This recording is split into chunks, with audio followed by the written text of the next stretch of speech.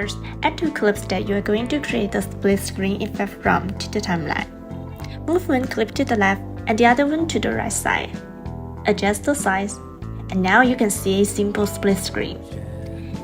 Next, we can add some text based on the content to tell a better story. Type in our text. Adjust the text color and size. Make sure to overlay the text on the whole video. And that's it.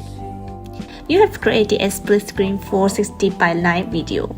Let's check it out. The 9x16 split screen is the same. First, adjust the canvas ratio. Separate the two video clips vertically. Adjust the video size. And done. It's just literally that simple. So did you get it? Come to BoolVideo and try it yourself.